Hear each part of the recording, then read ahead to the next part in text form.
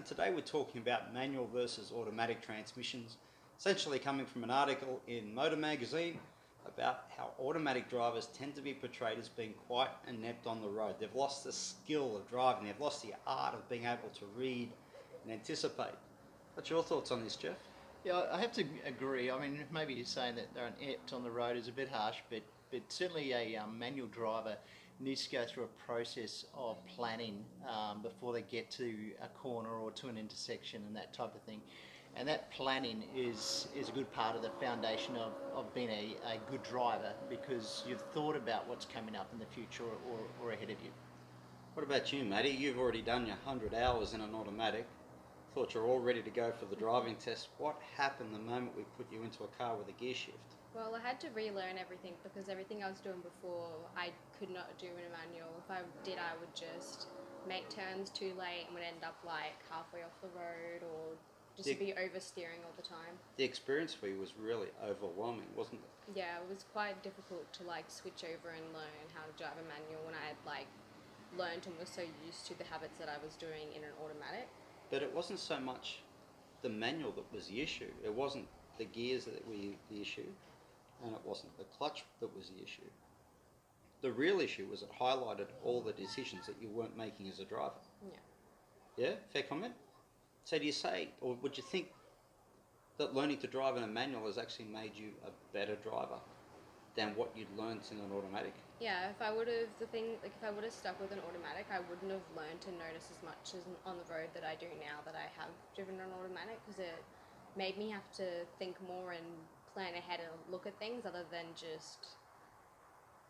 So you had to actually become engaged as a driver. Yeah. And connect with it. What are your thoughts, Jeff? Yeah, I agree totally. Particularly when you get to some more advanced driving where you're involving higher speeds around corners and that sort of thing. You can't be, shuffling through gears and that type of thing, because you'll start to upset the vehicle as well. So not only is it good for on the road suburban driving, but even on a track, it makes a lot of sense to be able to prepare for corners, etc. But in someone's cases like Maddie's, somebody just starting out learning how to drive, now you find it predominantly out there, 80% of the people, especially the females, want to learn to drive in an automatic.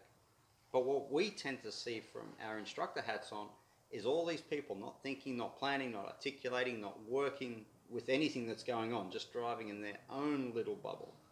So Maddie's a bit of an example of that, because she complied with everything. She'd done the 100 hours of driving, she thought she was ready to go for the test, she ticked all the boxes. Yet what we found was it wasn't having to learn how to change gears that was the issue.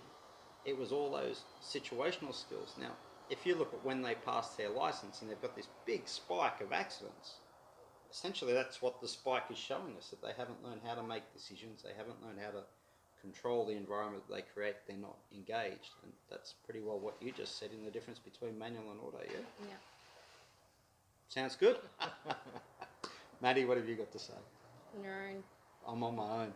So here we are, I'm Gene Corbett from Total Driver, being completely hung out to dry again.